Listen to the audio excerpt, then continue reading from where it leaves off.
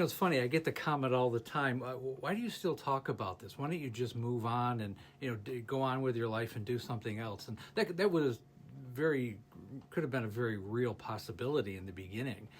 Like anybody, when my wife first passed away 5.5 years ago from alcohol use disorder, I mean, I'd say the first couple months, I really just wanted to distance myself from it. I wanted no part of it, and I wanted to move on with my life. But what happened was about a month after she passed away, one of the rehabs that she went to, and I'd met some of the counselors there during family weekend the year before, and during the previous 4 or 5 years, because she went to this particular one 4 times, and they asked me to talk because they had another family weekend. They really wanted the family perspective.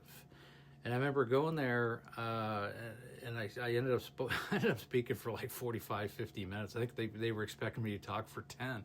But I had a lot to say, and I was very blunt about what had happened with my wife and the road that she went down. And if you find yourself going down that road, this is the time. You're in a rehab, so you need to take, you have to realize you're not hurting just yourself, but you're hurting your family. And the families are all there. I mean, a lot of it was parents to their kids and spouses and things like that. And it was a real heart-to-heart talk. And I know a lot of families needed to hear that. And obviously the alcoholics needed to hear that. And they asked me back 2 or 3 times. And this would have been, 2020, right? The spring of 2020, just a month or 2 after she had passed away. And from there, I was asked to do a podcast.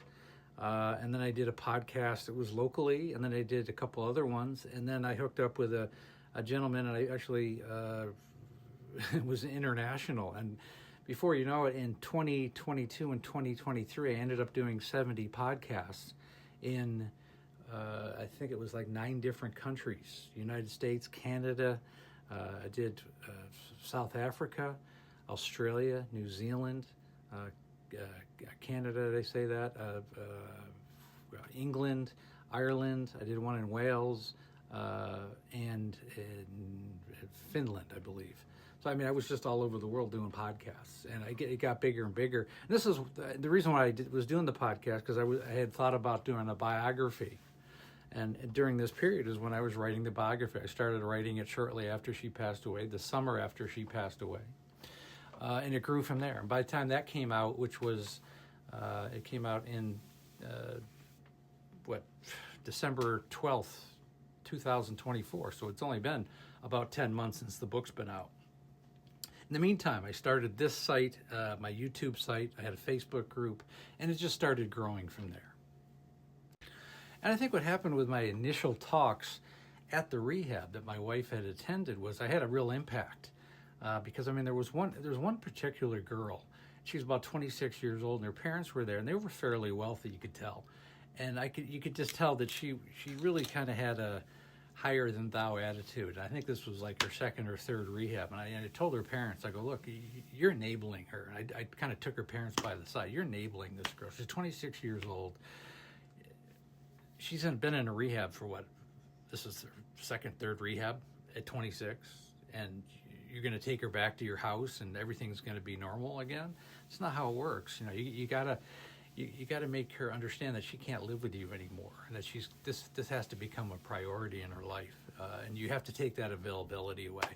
And obviously, sounds like you have alcohol in the house and blah blah blah. And they took it to heart. And later on they contacted me and they said they did that, and she appreciated it, and she was able to move on with her life. And I think she eventually got married. This is like 5 years ago. So that was one of the first people that I impacted, and I realized that I had a story and a perspective from the family perspective that you never hear about. There's lots of people that make lots of videos on TikTok and social media, but it's about them in recovery and their experience as a recovering alcohol use disorder person. Mine is not that. Mine is from the family perspective and the lateral destruction that this disease does. And that's the real destruction, what it does to society, what it does to families, relationships, and a person's health. And to watch that and to have a front row view of this destruction, no matter how much effort and energy and exertion and monetary effort you put towards this person, it's ultimately up to the person. And the sooner you get help for that person, the better their chances are. Okay, because when they get to the denial, deflective, and gaslighting stage, for the most part, they're cooked. And just as a quick reference, people ask me where I am. I'm in my World War II museum. I have a World War II museum in my house. I got about 1,100 different items. If you're into this kind of thing, if you go to the top of my page, file to the far right, I think it's the last one. Originally, I started my TikTok. It was about this room. I've got about 80 videos just on this room alone, if you're into that. On that note, I mean, I've always been a writer. And this was an opportunity for me to really have a passion for something that I had lived, and I knew that it could help people. The first 10 months, we've sold in the neighborhood of 10,000 copies of Amanda, A Cautionary Tale, hard copies, ebook copies, and people ask me about the audio. That's a whole nother project. I hope to get the audio out in 2026. But again, it's a whole nother expense, and you got to make sure it makes sense. I want to make sure there's enough people. But I want to expose this book to as many people. I want to get it into other languages. This book's going to be around a long time, okay? The first year is just the first year, okay? In 10 years, I'm still going to be talking about this in one capacity or another, although I will have written many other books by then. This will be one that will always be close to my heart, and one that directly affects the people who read it and the families that it affects. I hope that makes sense. Now I come on, every day, TikTok, YouTube. I have a Facebook group. If you haven't joined the Facebook group, you can join it in the link tree. I've got about 5,000 people in our group, and we have all kinds of anecdotes, and it's really a good support group. We've created our own little, our own little Al-Anon/AA group. It's important to, get other people's perspective. Join that. Also, I mean, the videos I make, sometimes I get a couple thousand views, sometimes I get 150, 200,000. I've got several that have millions of views. It just depends on how it takes off and how the algorithm works. But generally, my page keeps growing and growing and growing. I'm right around 120,000 followers on what's really a very esoteric subject matter compared to a lot of subjects that are on TikTok. But this continues to grow. I've only been doing it for about 18 months. People think I've been on here for years and years. I really haven't. I haven't been on here that long. Be interesting to where this goes in the next 4 or 5 years. How many lives we can impact, how many families will recover, how many lives we can save ultimately. And that's about saving people's lives.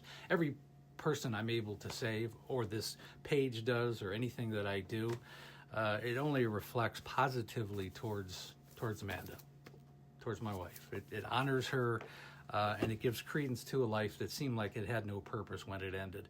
This gives purpose to a life. And I really hope that makes sense.